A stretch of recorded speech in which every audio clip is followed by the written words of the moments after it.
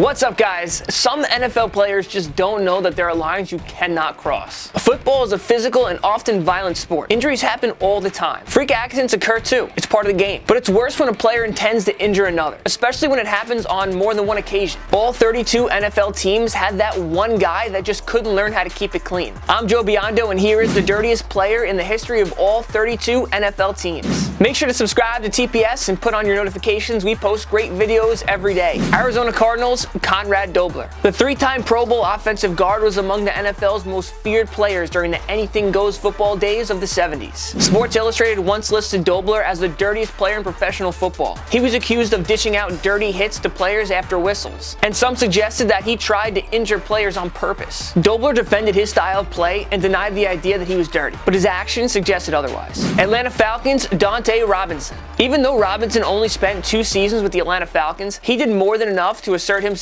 as the dirtiest player in franchise history. During a 2010 game against the Philadelphia Eagles, Robinson was fined $50,000 for hitting a defenseless Deshaun Jackson. 1 year later, the league fined him when he hit Jeremy Maclin in another game against the Eagles. Robinson was out of the NFL after the 2013 season. Baltimore Ravens, Ray Lewis. No surprise here, he killed the guy, literally. The 2-time Super Bowl champion is among the greatest NFL defensive players of all time. But it's impossible to deny that the 13-time Pro Bowler was guilty of some dirty plays on the field. In 2009, Lewis was given a $25,000 fine for 2 incidents during a 2009 contest against the Cincinnati Bengals. One saw him dish out a dangerous headshot on Chad Ochocinco. The other incident, according to the NFL, saw Lewis kick a player on the opposition. Lewis struck plenty of fear into the hearts of his opponents. His aggressive style of play is what made him dangerous, but once in a while, you could definitely say he took things a little too far. Buffalo Bills, SHAWNE Merriman. The 3-time Pro Bowl linebacker played 3 seasons for the Buffalo Bills from 2010 to 2012. Merriman had a reputation for being a dirty player throughout his career, both with the Bills and the Chargers. A 2009 September player poll conducted by Sports Illustrated saw Merriman land 2.3% of votes for the league's dirtiest player. Carolina Panthers, Josh Norman. The Panthers hadn't had many dirty players throughout their history, but Josh Norman certainly stood out during his 2015 Pro Bowl season. Remember that whole incident with Odell Beckham Jr. during a Week 15 2015 game? Norman and Beckham exchanged dirty hits on each other throughout the game. Norman's physical style play worked throughout the year, but Beckham decided he had enough of it. Norman was given a $26,000 fine for his actions. Cincinnati Bengals, Vontaze Burfict. He might go down as the single most dirty NFL player of all time. And that's a shame, because Burfict had the talent and skill set to be a perennial Pro Bowl linebacker. He's racked up numerous fines and suspensions throughout his career. His headshot on Antonio Brown cost the Bengals a 2015 playoff game against Pittsburgh. Burfict was suspended for the first 3 games of 2016 because of his constant violations. He was also fined for vicious hits on the likes of Greg Olsen, Cam Newton, and Ben Roethlisberger. It's amazing that the guy has lasted in the league this long. An expulsion seems inevitable. Chicago Bears, BUTKUS. The legendary Chicago Bears linebacker played from 1965 to 1973, in an era when defensive players could get away with just about anything compared to today. Hall of Famer Deacon Jones once said that Butkus tried to put you in the cemetery, not the hospital. MacArthur Lane, who played for the rival Green Bay Packers, once said he'd prefer to go one-on-one with a grizzly bear instead of Butkus. Back then, Butkus wasn't really criticized much for his style of play. It was accepted in those days. No way it would work in today's NFL. Cleveland Browns, TJ Ward. The Cleveland Browns haven't had many stars on their team during the 21st century, but the former Pro Bowl safety was quite the impact player on defense. That said,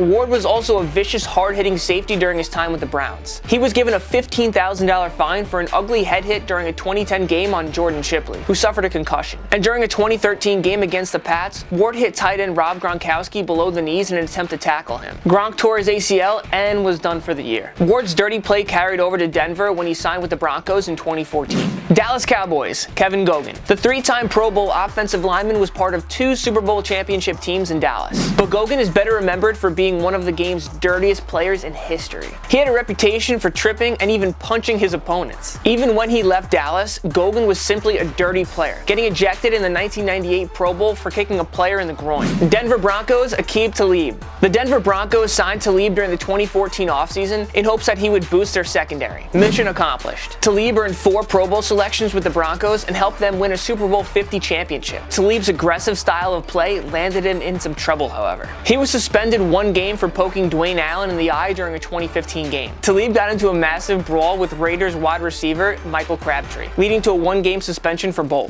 Detroit Lions and Ndamukong Suh. Suh's 2010 rookie season was overshadowed by numerous fines and suspensions, including a dirty face mask incident on Jake Delhomme in a 2011 Thanksgiving game. Suh stomped on the arm of Evan Dietrich Smith and was ejected for his actions. Suh was then hit with a 2-game suspension. A year later, Suh kicked Matt Schaub in the groin during another Thanksgiving game, for which he was fined. Suh racked up even more fines for the Lions during the 2013 season. Suh also got into trouble for stepping on Aaron Rodgers' leg during a 2014 contest. Though his 1-game suspension was reversed, at least Suh was a bit more clean during his time with the Miami Dolphins. Green Bay Packers, Charles Martin. After spending time in the CFL, Charles Martin joined the Green Bay Packers in 1984. But instead of growing into a key player on their defense, he went down as the dirtiest player in their history. It all happened during a 1986 game against the Chicago Bears. Martin reportedly had his own hit list of Bears players before the contest. After Jim McMahon of the Bears threw an interception, Martin picked him up and body slammed McMahon to the ground. The latter was injured and done for the season, while Martin was hit with a 2-game suspension. Houston Texans, Andre Johnson. The youngest NFL franchise hasn't employed many dirty players. As such, we'll give this one to future Hall of Fame inductee Andre Johnson, who made headlines during a 2010 confrontation with Cortland Finnegan of the Tennessee Titans. Johnson snatched Finnegan's helmet off his head and punched him in the head. The Pro Bowl wideout and Finnegan were kicked out of the game and hit with a $25,000 fine, although they both managed to avoid suspensions. Indianapolis Colts, Erik Walden. Like the Texans, the Colts haven't really employed any players who were dirty. However, former safety Erik Walden deserves a spot on this list following a disturbing action during a 2013 game against the Tennessee Titans. Walden grabbed Delaney Walker's helmet and took it off his head. Walden then proceeded to headbutt Walker, thus receiving a 1-game suspension. He was also fined over $27,000 for making contact with a referee. Jacksonville Jaguars, Jalen Ramsey. Well, the Jaguars traded Ramsey to the Los Angeles Rams during the 2019 season. That ended his chance to go down as the greatest Jaguar of all time. But simply being the dirtiest player in franchise history will do. Like any other physical and aggressive corner, Ramsey's style of play made him a fair share of enemies. Of course, many remember Ramsey's heated confrontation with AJ Green during a 2017 game in which they exchanged punches. Ramsey's big mouth doesn't help his reputation as one of the NFL's dirtiest players either.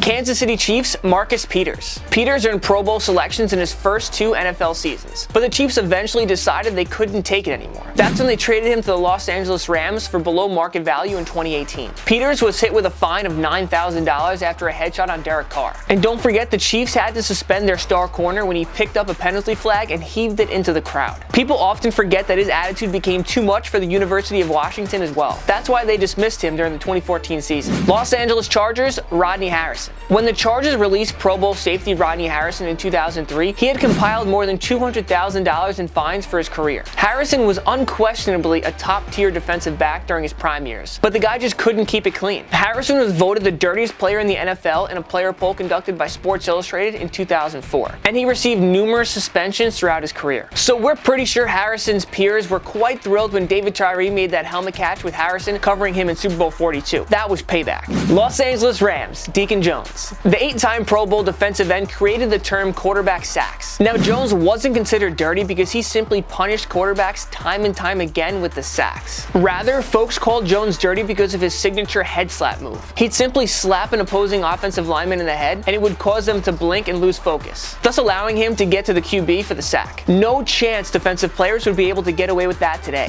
Miami Dolphins, Richie Incognito. Well, before his infamous bullying scandal, Richie Incognito was always known for being a downright dirty player. As part of the Rams, he was handed separate fines that added up to $35,000 in a game against Washington. His troubles didn't go away when he went to Miami. In 2013, a report came out that Incognito was bullying, harassing, and threatening teammate Jonathan Martin. This included numerous racial slurs against Martin. He was handed a suspension by the team, while Martin was traded to the San Francisco 49ers. Minnesota Vikings, Jared Allen. Allen was one of the game's elite pass rushers during his days with the Minnesota Vikings. But unlike J.J. Watt and Aaron Donald, Allen wasn't able to keep it clean as a top-tier pass rusher. Allen dished out a dirty hit on Bears offensive guard Lance Lewis during a 2012 game, which ended the latter's season when he tore his ACL. And in 2012, Allen was hit with a fine a bit under $8,000 when he grabbed Donald Penn's face mask. And let's not forget that gruesome hit on Matt Schaub during a 2008 game. team, New England Patriots, Brandon Spikes. He wasn't quite a Pro Bowl talent, but Patriots fans loved Brandon Spikes' hard work ethic and big hits. That said, the dude really crossed the line a few times. The Florida product was given a $25,000 fine when he hit Ryan Fitzpatrick of the Bills, resulting in the latter's helmet coming off. His dirty play continued when he was with the Buffalo Bills. Spikes re-signed with the Patriots in 2015, but he was later released after his involvement in a hit-and-run accident. New Orleans Saints, Jonathan Vilma. The three-time Pro Bowl linebacker was a centerpiece of the New Orleans Saints defense for many years, including their Super Bowl 44 championship team. But Vilma was suspended in 2012 following the news of his involvement in the team's infamous Bountygate scandal. In fact, it was reported that Vilma offered up to $10,000 for any Saints player that would hurt Brett Favre during the 2009 NFC title game. Yeah, that's pretty dirty. You're on the list, Vilma.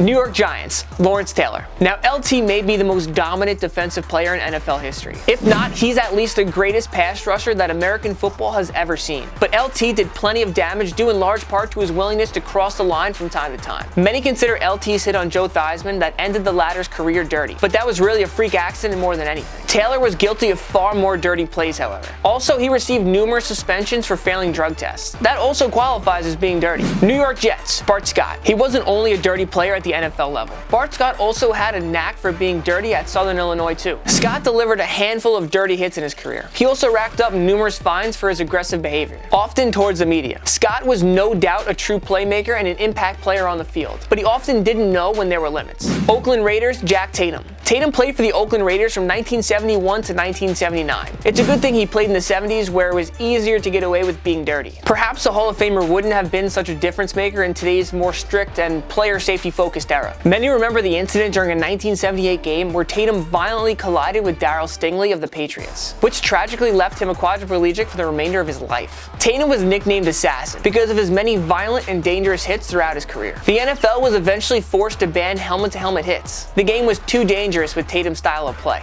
Pittsburgh Steelers, Hines Ward. My dude! He's a legend in the Steel City. Hines Ward earned 4 Pro Bowl selections and won 2 Super Bowls with the Steelers. However, Ward wasn't exactly the most popular guy amongst his peers. In the aforementioned 2009 Sports Illustrated player poll, Ward was voted the league's dirtiest player. He received a whopping 11.6% of votes. Ward was especially dirty when it came to blindside blocking. He broke the jaw of Keith Rivers during a 2008 game. The league was forced to crack down on such hits by inserting a new rule to protect defensive players from being victims of Ward-like blocks. Needless to say, it was a relief for 31 teams when Ward retired after the 2011 season. Philadelphia Eagles, Andre Waters. Waters' teammates and fans embraced him in Philadelphia. He was the ultimate difference maker, but he was also the guy every other team hated playing against. He was often referred to as Dirty Waters because of his reckless style. Waters dished out a dirty hit on Jim Everett during a 1988 game, which forced the NFL to enforce a rule that cracked down on QBs getting hit below the waist area.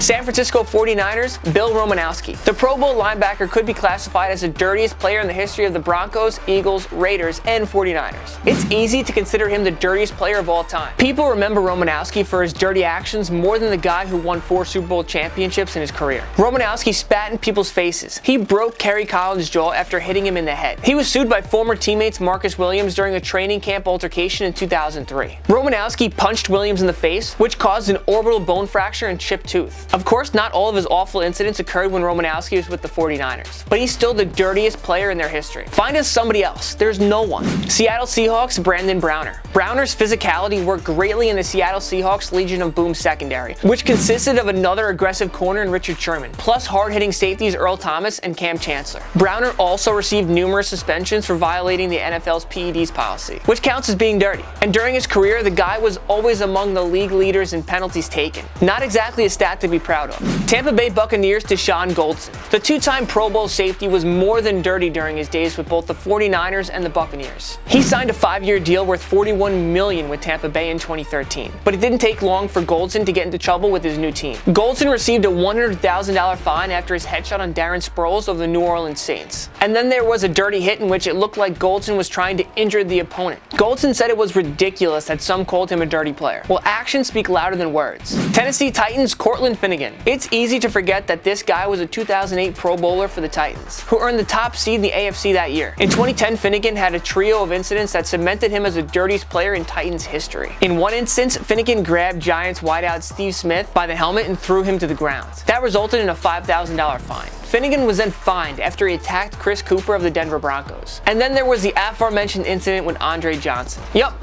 Finnegan was dirty alright. Washington Redskins, Brandon Merriweather. The two-time Pro Bowl safety only spent 3 seasons in DC, but he did more than enough to earn the status as the dirtiest Redskins player. Merriweather, who got into trouble during his days in New England and Chicago as well, got a $42,000 fine for an ugly headshot on Eddie Lacy. He was given a 1-game suspension after 2 dangerous hits on Alshon Jeffrey and Brandon Marshall in a single game. Merriweather acknowledged his mistakes and mentioned that it was time to stop being dirty, but he was out of the NFL after the 2015 season. Who do you think is the dirtiest player in your favorite team's history? Join us in the comment section below. Make sure to follow myself and Total Pro Sports on social media. We post awesome content every single day. If you like this video and learned a thing or two, clicking the like button helps us out a ton and we greatly appreciate it. If this is your first time coming around TPS though, subscribing is a great idea because we put out awesome content every single day. As always, I'm Joe Biondo. Thank you for watching. I'll see you next time.